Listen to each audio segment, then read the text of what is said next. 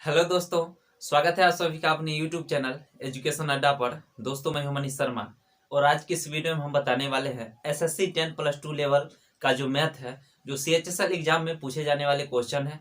ठीक है, तो बने रहिए वीडियो के अंत तक और समझ में 100% आएगा। ठीक है दोस्तों, अगर आप इस चैनल पर नए हैं तो चैनल को सब्सक्राइब कर लीजिए और बेल आइकन दबा करके ऑल नोटिफिकेशन सेट कर लीजिए ताकि मेरे हर क्लास का नोटिफिकेशन मिलता रहेगा।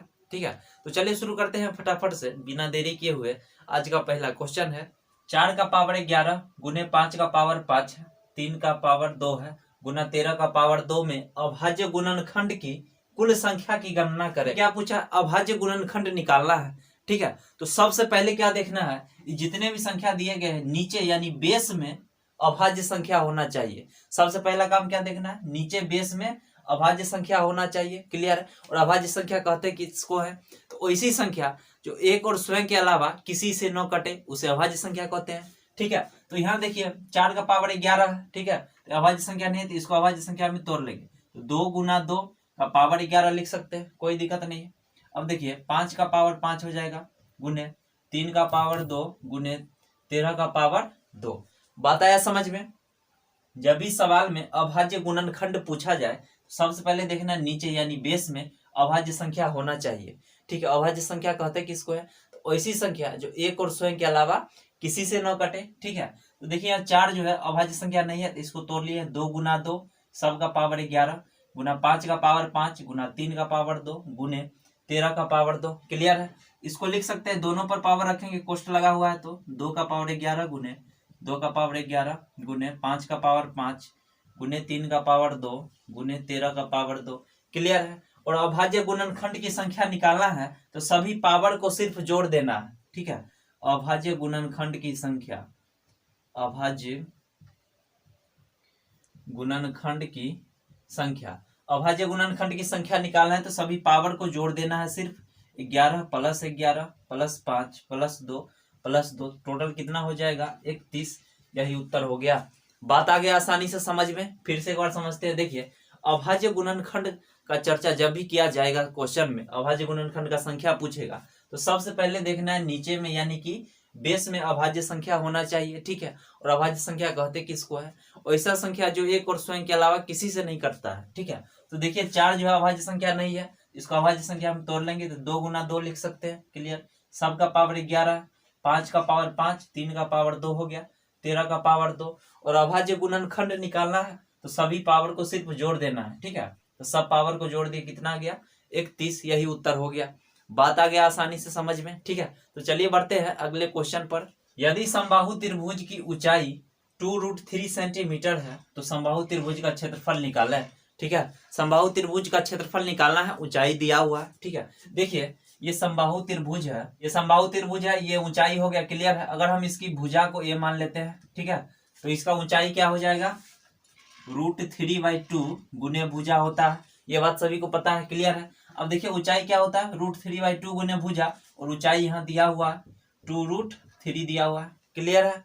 अब देखिए √3 से √3 कैंसिल हो गया, ए बराबर क्या आ जाएगा? 2 दूनी 4 यानी 4 सेंटीमीटर आ गया भुजा उसका। तो पूछ रहा है क्षेत्रफल, ये समबाहु त्रिभुज है। ठीक है, इसमें ये ऊंचाई हो जाएगा। अगर हम भुजा ये मान लेते हैं, ऊंचाई क्या होता है? √3/2 गुने भुजा। क्लियर? ऊंचाई, और ऊंचाई दिया हुआ सवाल में 2√3 है, यहाँ से भुजा हम निकालिए, कितना आ गया? 4 आ गया। तो आपको क्षेत्रफल पूछा जा रहा है, तो क्षेत्रफल क्या होता है? √3/4 गुना में भुजा स्क्वायर, तो भुजा ये माने थे। क्लियर है? यहाँ से देखिए √3/4 गुने ए स्क्वायर, तो भुजा कितना है? 4 है। 4 का स्क्वायर करेंगे कितना हो जाएगा? 16। 4 से भाग लगा देंगे 4 बार में, यानी कितना आ गया? 4√3 सेंटीमीटर स्क्वायर। यही उत्तर हो जाएगा। तो चलिए बढ़ते हैं अगले क्वेश्चन पर। है 3 संख्याओं का अनुपात 3:6:8 है तथा उनका गुणनफल 92 से 16 है, तो तीनों संख्याओं का योग क्या होगा? बहुत ही अच्छा क्वेश्चन है। ठीक है, देखिए तीनों संख्या का अनुपात दे दिया। ठीक है, पहला संख्या 3x हो जाएगा, दूसरा संख्या 6x और तीसरा संख्या 8x हो जाएगा। क्लियर है? और इस तीनों संख्या का गुणनफल दिया हुआ है 92 से 16 है। ठीक है, तो इसको सबको गुना करेंगे। देखिए 3x 6x और 8x, ये तीनों को गुना करेंगे तो कितना हो जाएगा? 144x की हो जाएगा। क्लियर है? तीनों को गुना करने पर। अब यहाँ गुणनफल दिया हुआ है, कितना है? 92 से 16। बात आ गया समझ में। फिर से एक बार समझते हैं। देखिए पहला संख्या 3x है, दूसरा संख्या 6x है और तीसरा 8x है। क्लियर है। और तीनों का गुणनफल दिया हुआ, ये तीनों संख्या को हम गुना कर दिए तो कितना आ गया 144x³ आ गया। क्लियर है। और बराबर में गुणनफल दिया हुआ था 92/16 है। ठीक है। अब देखिए 144 से इसको हम भाग लगाएंगे तो ये 64 बार में कट जाएगा। क्लियर है। तो x³ बराबर कितना आ गया 64, x बराबर 4 हो जाएगा। क्लियर है। अब पूछ रहा है तीनों संख्या का योग निकालना है तीनों संख्या का। तो देखिए 3x 6x और 8x ये सबको जोड़ देंगे। ठीक है। यहीं से रेशियो वाला को कितना हो जाएगा 17x हो जाएगा। तो 17 गुने x की जगह पे 4 रखेंगे। ठीक है। कितना आ गया 68, यही उत्तर हो गया। बात आ गया समझ में आसानी से। तो चलिए बढ़ते हैं अगले क्वेश्चन पर। एक आयत की लंबाई तथा चौड़ाई को क्रमशः 10% एवं 20% बढ़ाया गया है। तो आयत के क्षेत्रफल में कितने प्रतिशत की वृद्धि होगी। ठीक है। देखिए यहाँ लंबाई में 10% और चौड़ाई में 20% बढ़ाया गया। ठीक है। तो देखिए आयत का क्षेत्रफल क्या होता है, आयत का क्षेत्रफल, ठीक है, लंबाई गुने चौड़ाई। ठीक है। लंबाई में 10% बढ़ाया गया और चौड़ाई में 20% बढ़ाया गया। 2 बार यहाँ काम हो गया तो क्षेत्रफल पर भी प्रभाव पड़ जाएगा 2 बार। क्लियर है। तो देखिए जब एक ही वस्तु पर लगातार 2 बार घटना घटता है तो उसे ए बी फार्मूला से बनाते हैं। ठीक है। देखिए ए बी फार्मूला क्या होता है, a + b + ab बट्टा में 100। आप क्वेश्चन को सेकेंडों में बना सकते हैं। ठीक है। ये फार्मूला कब लगाया जाता है, जब एक ही वस्तु पर लगातार 2 बार घटना घटती है। ठीक है। अब यहाँ से देखिए एक बार 10% लंबाई में बढ़ाया है और चौड़ाई में 20%। 10% प्लस 20% प्लस 20 गुना 10 और प्रतिशत के लिए बट्टा में 100। क्लियर है। अब यहाँ से देखिए ये 2 जीरो से 2 जीरो कट गया, टोटल कितना आ गया 32%, यही उत्तर हो गया। तो चलिए बढ़ते हैं अगले क्वेश्चन पर। एक राशि पर 8 वर्षों का साधारण ब्याज 47,500 रुपया है। पहले 5 वर्ष के लिए ब्याज की दर 10% प्रति वर्ष है तथा अगले 3 वर्ष के लिए 15% प्रति वर्ष है। तो राशि का मान क्या है। बहुत ही अच्छा सवाल है। ठीक है। और दोस्तों अगर आप साधारण ब्याज यानी सिंपल इंटरेस्ट का वीडियो पहले नहीं देखे तो नीचे डिस्क्रिप्शन बॉक्स में लिंक दे दिया गया है, आप वहां से देख लीजिए। उसके बाद साधारण ब्याज से संबंधित एक भी प्रश्न नहीं छूटने वाला है। ठीक है। प्रतिशत SI बराबर होता है R गुने T, यानी यहाँ से रेट और समय को गुना करने पर प्रतिशत ब्याज पता चल जाता है। बात आया समझ में। तो देखिए 5 वर्ष के लिए और ब्याज की दर है 10%। ठीक है। तो दोनों को गुना करेंगे कितना हो जाएगा 50% प्लस फिर कहा अगले 3 साल के लिए 15%। तो दोनों को गुना करेंगे 15 3 को कितना हो गया 45%। तो टोटल यहाँ से कितना आ गया 95% ब्याज आ गया। बात आया समझ में। प्रतिशत में 95%, प्रतिशत में 95% और रुपया में कितना है 47,500 रुपया। बात आ गया समझ में आसानी से। 95% में है ब्याज और रुपया में 47,500 रुपया। क्लियर है। तो 100% का मान निकाल देंगे। ठीक है। 47,500 बट्टा में 95 और गुना 100। बात आ गया समझ में। 95 से ये कट जाएगा। ठीक है। 5 बार में कितना आ गया 50,000 रुपया, यही उत्तर हो गया। बात आया समझ में। फिर से एक बार समझ लीजिए। देखिए प्रतिशत SI बराबर क्या होता है R गुना T। ठीक है। यानी प्रतिशत ब्याज यहाँ से निकल जाएगा रेट और समय को गुना करने पर। तो देखिए पहले जो है 5 वर्ष के लिए और रेट है 10%, तो दोनों को गुना करेंगे तो 50% ब्याज हो गया। क्लियर। फिर बोला 3 वर्ष के लिए 15% रेट है, उस दोनों को गुना करेंगे तो 45%। तो यहाँ से टोटल ब्याज कितना आ गया 95% आ गया। क्लियर। तो प्रतिशत में 95% और रुपया में 47,500 है। क्लियर है। तो यहाँ से 100% का मान निकाल दिया, कितना आ गया 50,000 रुपया। बात आ गया समझ में आसानी से। क्लियर है। तो चलिए बढ़ते हैं अगले क्वेश्चन पर। रोहित ने 75,000 रुपया के साथ एक व्यापार शुरू किया तथा कुछ महीने पश्चात सिमरन 60,000 रुपया के साथ उससे जुड़ जाती है। यदि 1 वर्ष के अंत में लाभ 3:1 के अनुपात में विभाजित किया जाता है तो सिमरन रोहित से कितना महीने पश्चात जुड़ी है। बहुत ही अच्छा सवाल है। ठीक है। देखिए लाभ बराबर होता है, लाभ बराबर पूंजी गुना समय। ठीक है। लाभ बराबर क्या होता है पूंजी गुना समय। क्लियर है। यहां से देखिए रोहित जो है 75,000 रुपया लगाया। ठीक है। और सिमरन कितना 60,000 रुपया। बात आ गया समझ में। तो देखिए यहाँ से दोनों का रेशियो तीन जीरो से तीन जीरो कट गया, 15 से भाग लगाएंगे, 15 पचे 75 और 15 चौके 60, यानी पूंजी का रेशियो कितना आ गया 5:4 आ गया। क्लियर है। सवाल में कहा एक वर्ष के अंत में 3:1 के अनुपात में विभाजित किया जाता है लाभ को। ठीक है, तो देखिए रोहित जो है पूंजी कितना लगाया है 5 पूंजी लगाया, कितना एक वर्ष के लिए यानी कि 12 महीना के लिए। बात आ गया समझ में। बट्टा सिमरन पूंजी है 4, ठीक है, रेशियो में, और कितना समय के लिए वही निकालना है। ठीक है, तो x बराबर, अब देखिए लाभ कितना है 3/1 हो जाएगा। बात आ गया समझ में। अब कुछ नहीं करना है, यहाँ से देखिए 4 से भाग लगाएंगे 3 बार में, 3 से ये 3 कट गया, यानी x बराबर कितना आ गया 5 महीना आ गया। यानी ये जो है सिमरन उसका पूंजी कितना दिन तक लगा है 5 महीने तक लगा है। ठीक है, सिमरन रोहित से कितना महीने पश्चात जुड़ी है, तो 5 महीना उसका पूंजी लगा है, तो 7 महीना बाद जुड़ी होगी, आई थी। लाभ बराबर क्या होता है पूंजी गुना में समय। तो यहाँ से देखिए रोहित का पूंजी है 75,000, ठीक है, और सिमरन का 60,000 है, तो पूंजी का रेशियो कितना आ गया 5:4 आ गया। ठीक है, बोला एक वर्ष के अंत में, तो ये जो 5 पूंजी लगा रहा है रोहित 12 महीने के लिए, 1 साल के लिए। क्लियर है। और ये 4 पूंजी है, एक्स समय, इसको निकाल लेते हैं पहले। ठीक है, और देखिए लाभ का रेशियो कितना 3:1 यानी 3/1।